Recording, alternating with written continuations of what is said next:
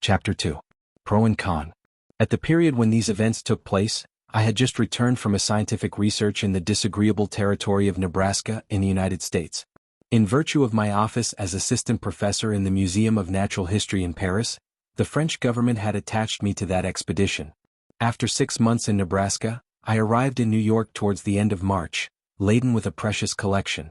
My departure for France was fixed for the first days in May. Meanwhile, I was occupying myself in classifying my mineralogical, botanical, and zoological riches, when the accident happened to the Scotia. I was perfectly up in the subject, which was the question of the day. How could I be otherwise? I had read and reread all the American and European papers without being any nearer a conclusion. This mystery puzzled me. Under the impossibility of forming an opinion, I jumped from one extreme to the other. That there really was something could not be doubted, and the incredulous were invited to put their finger on the wound of the Scotia. On my arrival at New York, the question was at its height. The hypothesis of the floating island, and the unapproachable sandbank, supported by minds little competent to form a judgment, was abandoned. And, indeed, unless the shoal had a machine in its stomach, how could it change its position with such astonishing rapidity? From the same cause, the idea of a floating hull of an enormous wreck was given up. There remained then only two possible solutions of the question, which created two distinct parties. On one side, those who were for a monster of colossal strength. On the other, those who were for a submarine vessel of enormous motive power. But this last hypothesis, plausible as it was, could not stand against inquiries made in both worlds. That a private gentleman should have such a machine at his command was not likely. Where, when, and how was it built? And how could its construction have been kept secret? Certainly a government might possess such a destructive machine.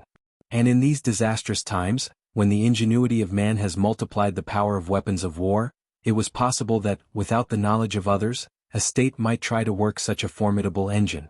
After the Chassepos came the torpedoes, after the torpedoes the submarine rams, then, the reaction. At least I hope so. But the hypothesis of a war machine fell before the declaration of governments. As public interest was in question and transatlantic communications suffered, their veracity could not be doubted. But how admit that the construction of this submarine boat had escaped the public eye? For a private gentleman to keep the secret under such circumstances would be very difficult, and for a state whose every act is persistently watched by powerful rivals, certainly impossible. After inquiries made in England, France, Russia, Prussia, Spain, Italy, and America, even in Turkey, the hypothesis of a submarine monitor was definitely rejected. Upon my arrival in New York, several persons did me the honor of consulting me on the phenomenon in question. I had published in France a work in quarto, in 2 volumes, entitled Mysteries of the Great Submarine Grounds. This book, highly approved of in the learned world, gained for me a special reputation in this rather obscure branch of natural history. My advice was asked. As long as I could deny the reality of the fact, I confined myself to a decided negative. But soon, finding myself driven into a corner, I was obliged to explain myself categorically. And even, the Honorable Pierre Aronnax, professor in the Museum of Paris, was called upon by the New York Herald to express a definite opinion of some sort. I did something. I spoke for want of power to hold my tongue. I discussed the question in all its forms, politically and scientifically, and I give here an extract from a carefully studied article which I published in the number of the 30th of April. It ran as follows.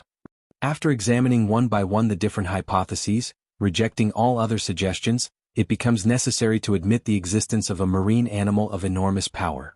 The great depths of the ocean are entirely unknown to us. Soundings cannot reach them. What passes in those remote depths? What beings live or can live 12 or 15 miles beneath the surface of the waters?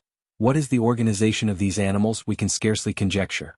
However, the solution of the problem submitted to me may modify the form of the dilemma. Either we do know all the varieties of beings which people our planet, or we do not. If we do not know them all, if nature has still secrets in ichthyology for us, nothing is more conformable to reason than to admit the existence of fishes or cetaceans of other kinds, or even of new species, of an organization formed to inhabit the strata inaccessible to soundings, and which an accident of some sort, either fantastical or capricious, has brought at long intervals to the upper level of the ocean. If, on the contrary, we do know all living kinds, we must necessarily seek for the animal in question amongst those marine beings already classed. And, in that case, I should be disposed to admit the existence of a gigantic narwhal. The common narwhal, or unicorn of the sea, often attains a length of 60 feet. Increase its size 5-fold or 10-fold, Give it strength proportionate to its size, lengthen its destructive weapons, and you obtain the animal required. It will have the proportions determined by the officers of the Shannon, the instrument required by the perforation of the Scotia, and the power necessary to pierce the hull of the steamer. Indeed, the narwhal is armed with a sort of ivory sword, a halberd, according to the expression of certain naturalists. The principal tusk has the hardness of steel. Some of these tusks have been found buried in the bodies of whales, which the unicorn always attacks with success.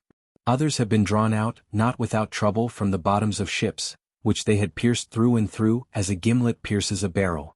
The Museum of the Faculty of Medicine of Paris possesses one of these defensive weapons, 2 yards and a quarter in length, and 15 inches in diameter at the base.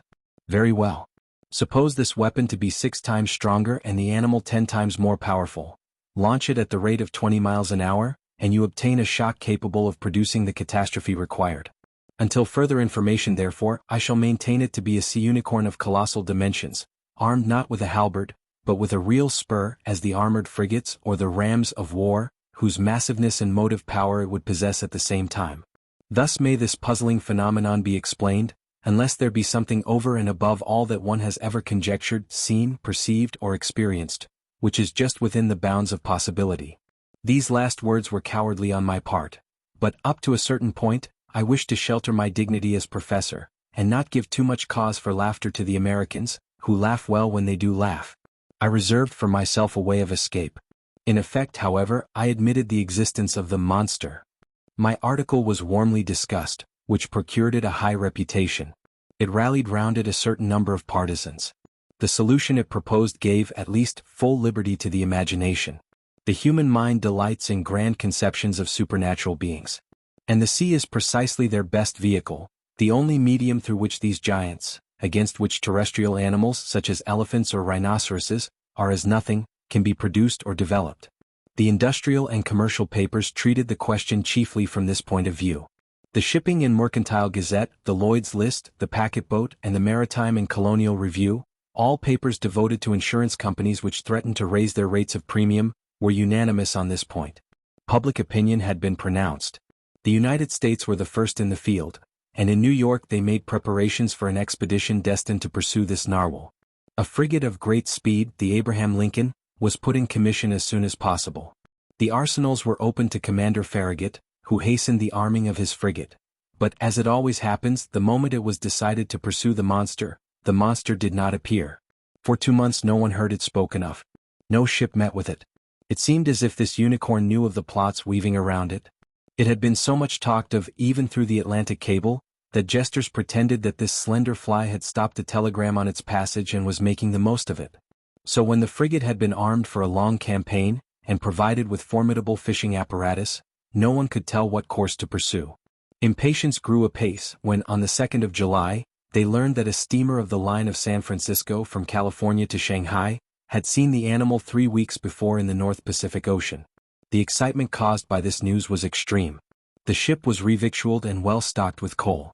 3 hours before the Abraham Lincoln left Brooklyn Pier, I received a letter worded as follows. To M. Aronnax, Professor in the Museum of Paris, 5th Avenue Hotel, New York. Sir, if you will consent to join the Abraham Lincoln in this expedition, the government of the United States will with pleasure see France represented in the enterprise. Commander Farragut has a cabin at your disposal. Very cordially yours, J.B. Hobson, Secretary of Marine.